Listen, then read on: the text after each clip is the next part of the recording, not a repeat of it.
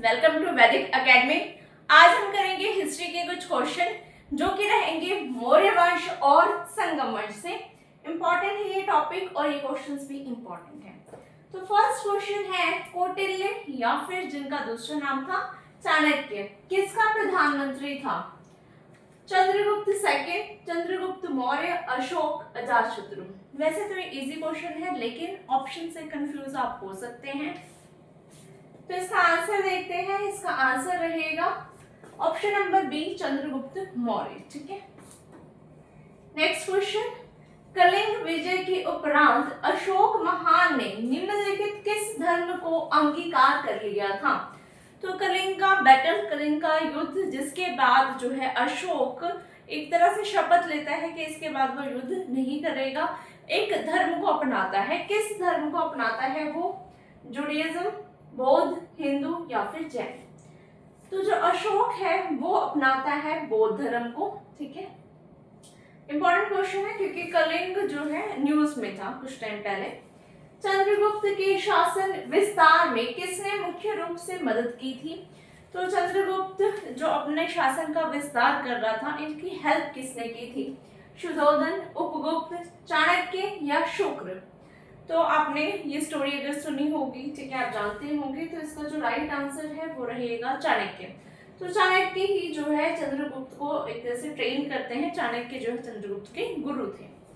सांची किस कला और मूर्ति कला का निरूपण करता है? तो ये क्वेश्चन बहुत इंपॉर्टेंट है, कई एग्जाम्स में जो है ये पूछा जाता है। जैन, बौद्ध, मुस्लिम, ईसाई। तो सांची जो है वहां पे किस कला का जो है निरूपण है? वो बौद्ध। ठीक है, बौद्ध से रिलेटेड है सांची।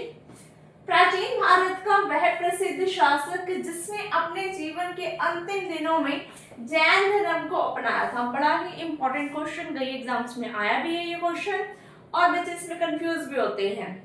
ऑप्शन देखिए, चंद्रगुप्त मौर्य, अशोक, समुद्रगुप्त या बिंदुसार। तो इसका राइट आंसर जो रहेगा वो रहेगा आपका चंद्रगुप्त मौर्य। नेक्स्ट क्वेश्चन, मौर्य साम्राज्य की स्थापना किसने की थी? तो किसने मौर्य साम्राज्य की नींव रखी? बिंदुसार, चंद्रगुप्त मौर्य, अशोक, बिंबिसार। तो स्थापना वाले क्वेश्चन भी आपके एग्जाम में आते रहते हैं, तो इसका जो राइट आंसर है वो है चंद्रगुप्त मौर्य। नेक्स्ट, मौर्य साम्राज्य में प्रचलित मुद्रा का नाम क्या था? तो कौन सी मुद्रा यानी कि कॉइन्स कह सकते, करेंसी कौन सी चलती थी मौर्य साम्राज्य में? पण, तोल, काशापण, दिनार। तो मौर्य साम्राज्य के टाइम पे जो चलता था वो था काशापण।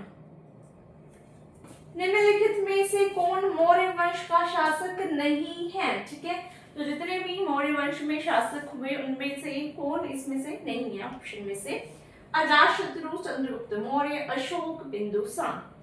तो इसका जो राइट आंसर है वो रहेगा आपका अजातशत्रु। ठीक है, नेक्स्ट है, निम्नलिखित में से अशोक का उत्तराधिकारी कौन था?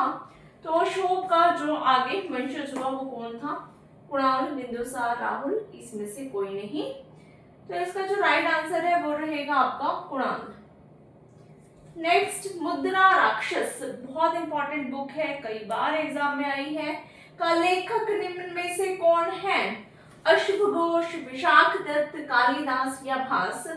तो मुद्रा राक्षस किसने लिखी है? ये लिखी है विशाख दत्त ने। इंपॉर्टेंट क्वेश्चन, निम्नलिखित राजवंशों में से किसका उल्लेख संगम साहित्य में नहीं हुआ है? तो संगम साहित्य से रिलेट कौन नहीं करता है इसमें? कलचुरी, चेर, चोल या पांडे। तो आपने तीन तो नाम सुने होंगे, एक इसमें से ओड है, वो रहेगा आपका कलचुरी। ठीक है, नेक्स्ट है, संगम युग में उदयपुर किस लिए विख्यात था? एक जगह थी, ये किस लिए फेमस थी? मसालों के व्यापार का महत्वपूर्ण केंद्र था, ये मसाले यहाँ से जो है व्यापार किए जाते थे। कपास के व्यापार का महत्वपूर्ण केंद्र, विदेशी व्यापार का महत्वपूर्ण केंद्र या प्रशासनिक केंद्र। तो ये जो पॉइंट था ये किस लिए फेमस था? यहाँ से कपास का व्यापार होता था। ठीक है, तो इसलिए जो है ये फेमस था। किस वंश के शासकों ने ब्राह्मणों व बौद्ध भिक्षुओं को कर मुक्त भूमि या गांव देने की प्रथा आरंभ की। यानी कि ब्राह्मण हो गए या भिक्षु हो गए यानी भिखारी हो गए, उनको बिना टैक्स की जो भूमि है वो दान देने की जो प्रथा है किसने चलाई? सातवाहन, मौर्य, गुप्त या चोल। तो ये जो प्रथा थी ये सातवाहन जो वंश थे उन्होंने चलाई थी। ठीक है, नेक्स्ट है भारतीय रंगमंच में यवनिका यानी पर्दा। ये क्वेश्चन भी कई एग्जाम में आता है। तो यवनिका किसे कहते थे? पर्दे को कहते थे। इसका शुभारंभ किसने किया? यानी कि पर्दा जो प्रथा थी वो किसने चलाई थी?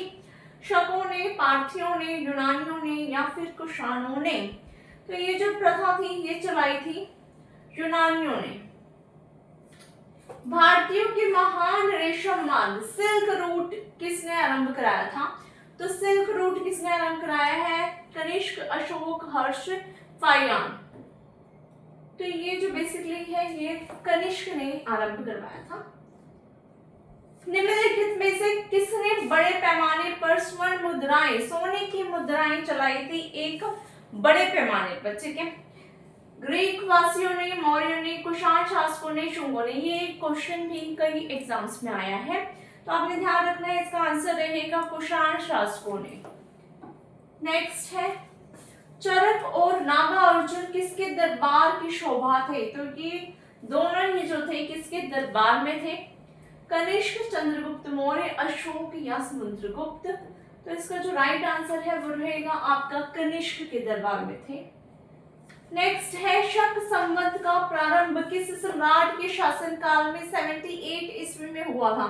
तो आपको याद रखना है कि शक संवत कब चला था? 78 में। किस सम्राट ने चलाया था? अशोक, कनिष्क, हर्ष या समुद्रगुप्त?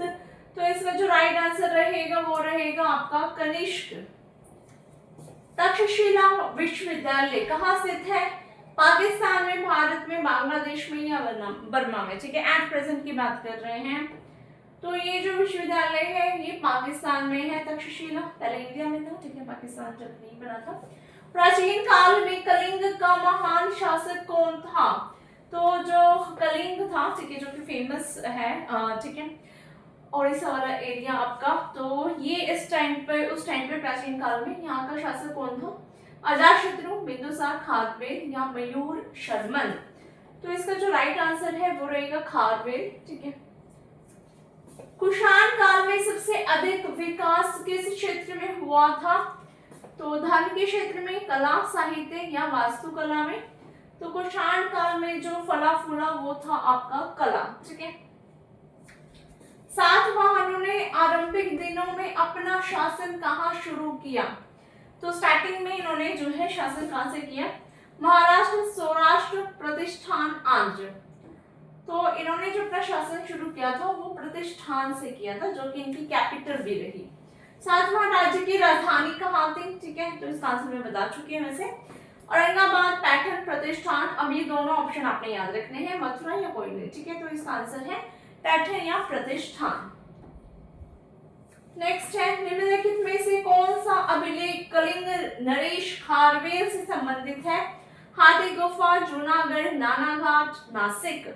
तो ये भी पूछा जाता है एग्जाम में। तो हाथी गुफा जो लेख है वो आपका खारवेल से रिलेट करता है। किस सातवाहन नरेश ने गाथा सप्तशती नामक महत्वपूर्ण कृति की रचना की थी? गौतमी पुत्र सातकर्णी ने, वशिष्ठी पुत्र पुलमावी में, हाल या सीमुख? तो इसका जो राइट आंसर है वो है आपका हॉल। ठीक है, हॉल ने लिखा था इसको। तो आज के लिए इतने क्वेश्चन, और ये सारे ही क्वेश्चन बहुत इंपॉर्टेंट है, तो एक एक क्वेश्चन को ध्यान से जो है लगाना है। आपने नोट कर सकते हैं तो नोट कर लीजिए, क्योंकि एक एक क्वेश्चन आपके एग्जाम के लिए बहुत ही ज्यादा important. Thank you for watching.